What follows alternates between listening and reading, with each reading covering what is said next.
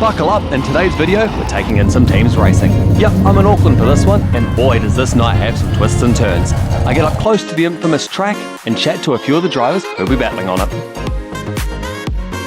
Of course the trackside food had to be sampled before sitting back, enjoying the hits and soaking up the atmosphere.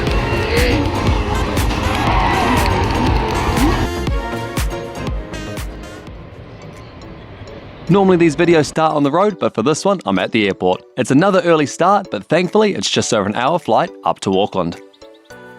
The one downside? Yep, got a middle seat on the plane, don't I? Once I'd landed, it was hard to miss my motel with this on top. Good afternoon, you rejoin me in Auckland. I've checked into my accommodation, made a cheeky visit to a bakery, and now I'm just kind of meandering my way towards the track. It's a cracking day for it, so I thought might as well get the steps in, got a bit of time to kill. Now the racetrack is in Onehunga, which is kind of over that way somewhere. Got to walk past this lovely arch. And then we're off for a night of racing. General public gates open at 3:30, the pit gates are at 1, so we're going to try and sneak in there, get an early preview of some cars, maybe talk to some drivers, and just enjoy being here at a new track on the channel.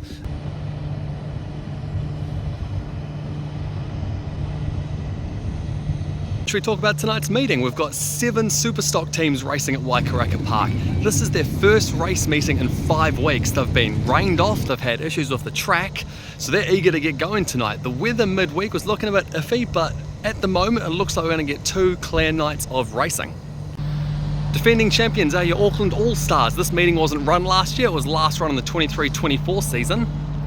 So they're looking to go back to back this weekend. Now they might have a bit of an advantage because, as we'll see, the track is all brand new. It's a new kind of layout. So the local drivers will have a bit of an advantage there because everyone will be getting used to it. As for that Auckland team that won it 2 years ago, 4 of them return. We've got Randall Tarrant, Cody McGee, Gary Lonergan and Jamie Ferguson. They're all back in the All-Stars to try and defend their crown. So this event of course normally has 8 teams competing, but this year we've only got 7. Wanganui pulled out. So let's see if I can rattle them all off. We've got Auckland, Bay Park, Rotorua, Gisborne, Stratford and the 2 Palmerston teams, the Panthers and the Mustangs, competing this weekend. Running a little bit early, so I'm actually going to check out the other Waikaraka Park. Bit of Saturday football.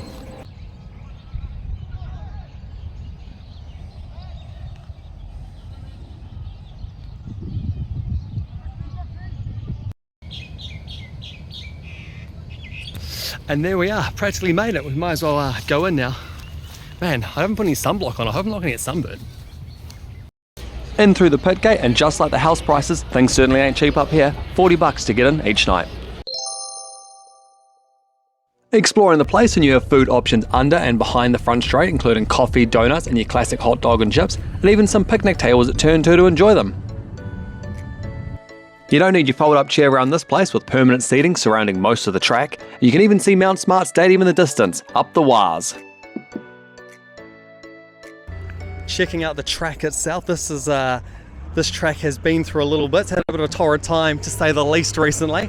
And this is the new wall that they've installed. So Bruce Robinson, he was on Cockpit Media during the week and he talked about how the new wall is practically on top of the old wall. There's a little bit of a lip on it here.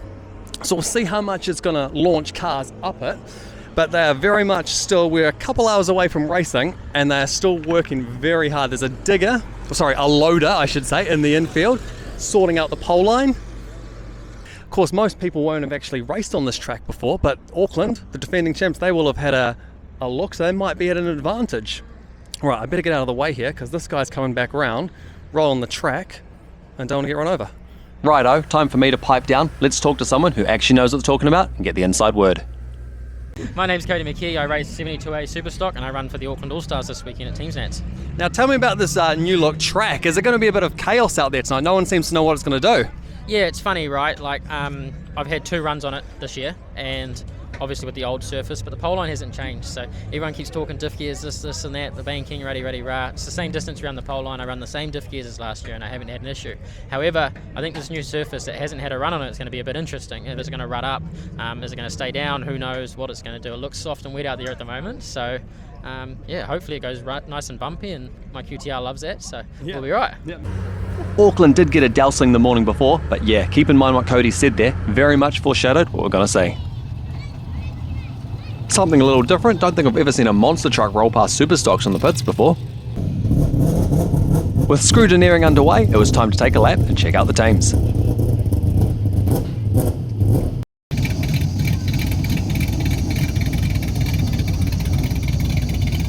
It goes without saying, but these guys certainly put their body on the line in this sport, let alone teams racing. So let's find out why exactly they do it, starting back with Cody in the 72A. What makes you want to put your hand up and compete in something like this? I like the team side of it, like the team environment and the vibe you get in the pits. If you sort of around all the teams, you'll notice all the boys are having a bit of banter and a bit of a laugh, and that to me is what I like. I was brought up with it, with footy and you know, and all that kind of carry on, and not really an athletic guy. But you know, we get that environment over here now, so I can sit on my ass and have a bit of fun. And then the contact side of it too, you know, I do enjoy that. It sucks the next morning, but yeah. When you sort of get someone good and you're quite proud of yourself, it's great. When you get caught, well, don't be dumb. Yeah. I'm Tyler James, Superstock 89S, teams racing for the Scrappers tonight. I think it's just the crash and bash and the sort of like strategy behind it all. It's like playing rugby, like, you know, you're with your group of mates and you're going out there trying to win together. I'm Scott Tennant and I'm the driver of 808P this weekend at the Superstock Teams Nationals. I mean, it's the mecca of our sport. It's the biggest thing you can do in Superstocks really is to represent a team in Team Champs or anywhere racing Superstock teams. So, you know, it's the ultimate challenge, I guess. And yeah, it's got to be done. I guess you got to give it a go if you're racing these things. So yeah, I've grown up around it and watched all the legends do it. So it's awesome to go out there myself and do it. Hey guys, Ethan Reese here, 2NZG for Gisborne Giants, and yeah, we get good to race here tonight at Waikaraka Speedway. It's just more or less a team environment for us, with myself anyway. I love the team environment and just love the fact there's only 4 other cars out there that can sort of smoke you, so it's quite cool to think about that, and just yeah, being part of a group is cool. Obviously with the trophy there on the car tonight, a lot of people are picking you guys as favourites. How do you deal with that kind of pressure? Just been humble, eh? We've got a good group of guys, good crew with us, and just, I said, be humble. All of us guys have obviously won Palmy teams, we won Wanganui teams a few weeks back, and now we're here, so it's just more or less being level-headed and just taking one race at a time and just remembering that we have fun and enjoy it. Awesome, cool. Thank you very much, Ethan. Have a good night. Cheers. It wasn't just the drivers I was learning from, but I got the goss on the crosses at turn 4. A couple of Pukekos who were hit during a race night. The inside word, one saw the other get tagged, couldn't bear to be alone, and walked out into the track as well. Well, bleak story aside, time for the Grand Parade.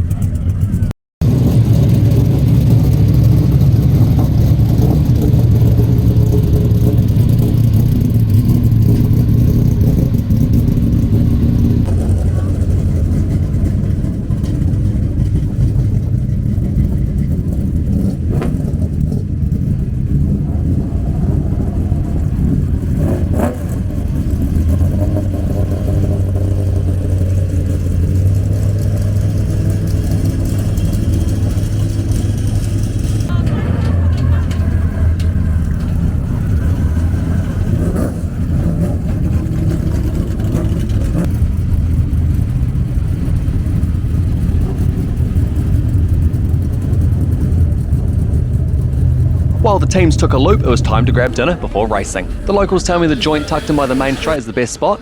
Anything take your fancy here? Waikaraka burger for me, and yeah, this was an absolute delight. Gotta say, good call on the old Waikaraka burger. Not bad, yeah. Just when I was on a high, we hit an absolute low. Teams were out for hot laps, and this track was falling apart in front of our eyes. The drivers bouncing on by.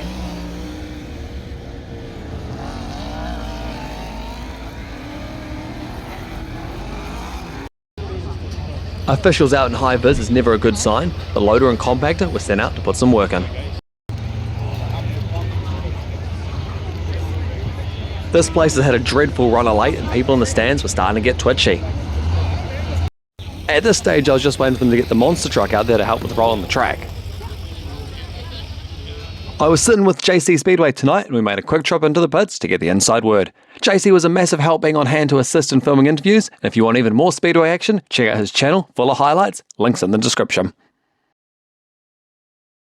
We did start to get some racing. The 6 shooters and LS1 sprint cars were put out there to race, while more driver meetings took place for the teams. Word started to get around that teams racing was cancelled and people around us were starting to go home. 4 out of the 7 teams had voted against racing. As people started waiting for news of potential free passes for tomorrow, drivers started trickling back out onto the track to run hot laps. Before we knew it, each team had multiple cars out there.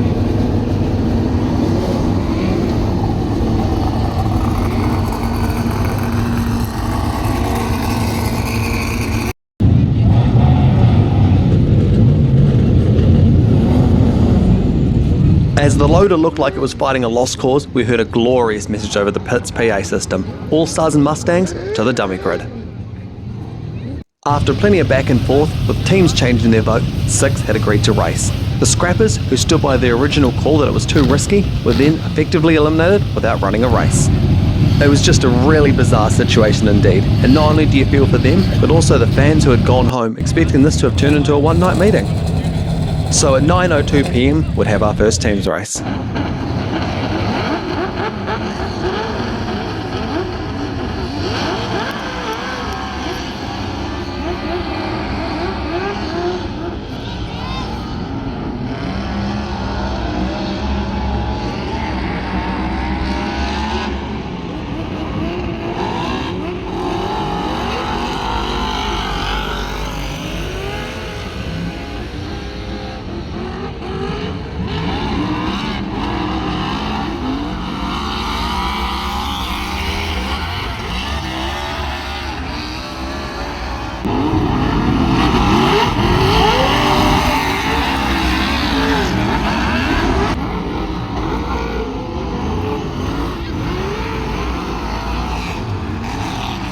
It was the All-Stars very much on the back foot. Battered and bruised, Cody McKee was trying his best.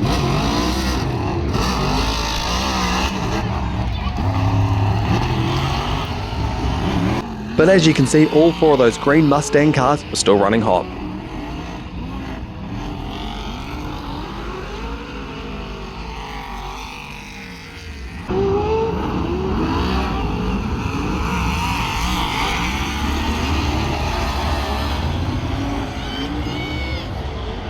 First win goes to the Mustangs. Captain Brendan Ty celebrating in reverse.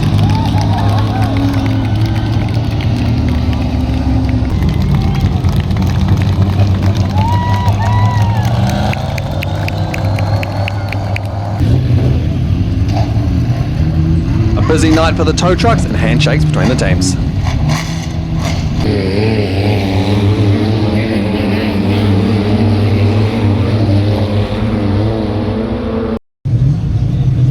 The Busters and Giants would be next up, but before that we had a good field of stock cars to entertain.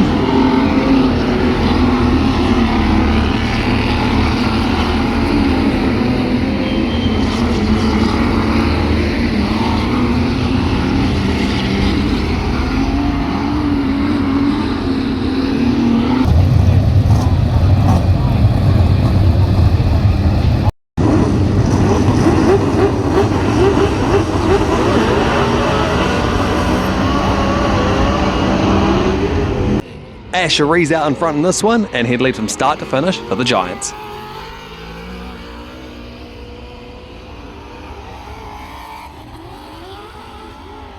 As one of the Reezers was scampering away out front, the other brother was holding up the Busters.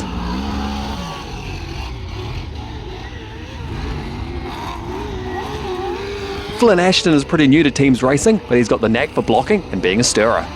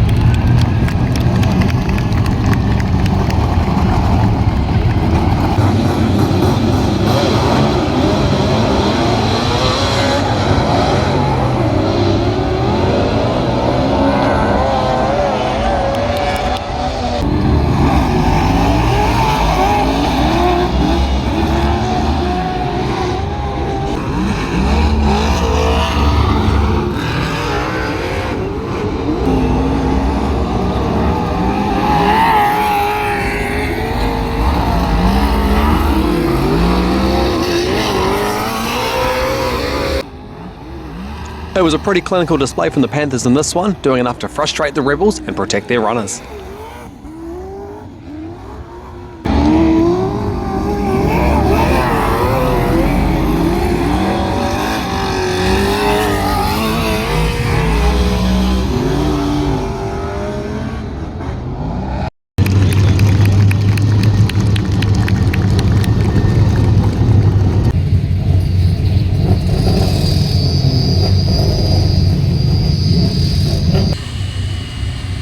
Forgot to say, turn 4 is a great spot to sit at Waikaraka Park. You can see all the action in the pits while not missing anything on the track.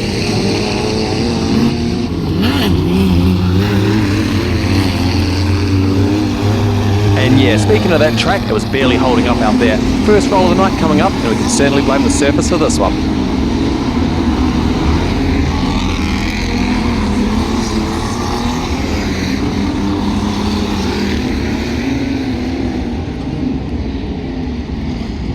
You can't really blame 26M Bryce Carter for this one. Bit of work needed on the car, but thankfully he was alright.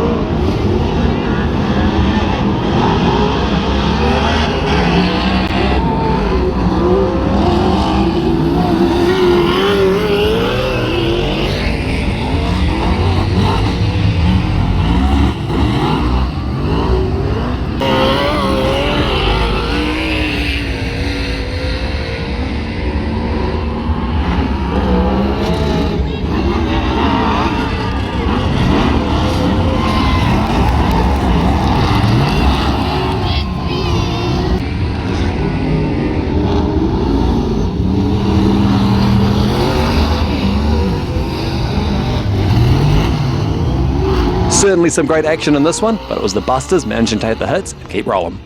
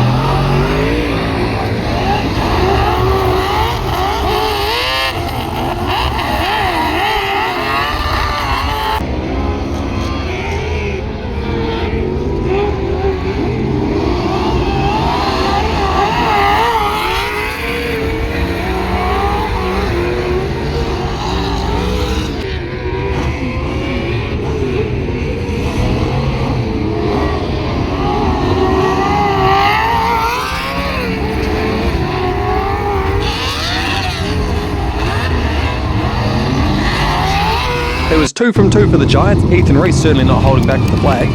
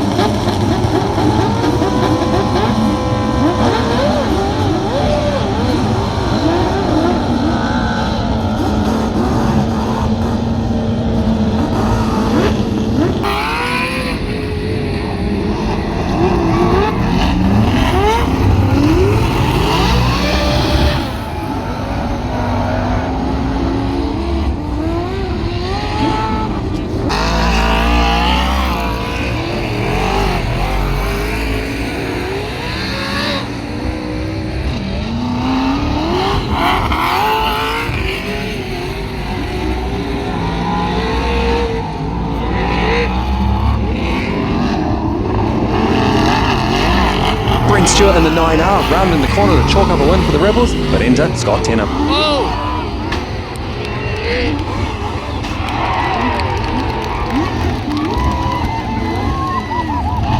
And And just like that, his 9 becomes a 6, and Stewart is out with the finish line in sight.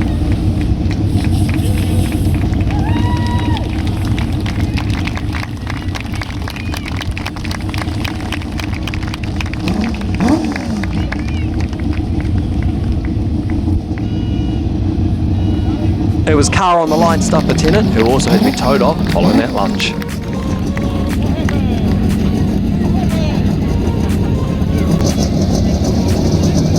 The Rebels were herding, and it was over to 194p Matt Buckley to take the win, but only just.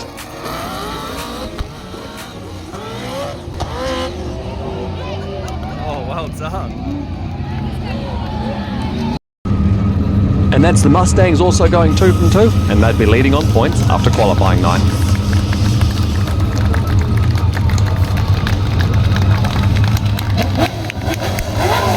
That ends what felt like a roller coaster of a night, and I didn't even go to Rainbow's End. Crew's right back into fixing things. I'm sure more than a few bolts need tightening after racing on that track. If you enjoyed this video, please drop a like and don't forget to subscribe for night 2. My name is Cam, and I'll catch you in the next one where hopefully things go a bit smoother.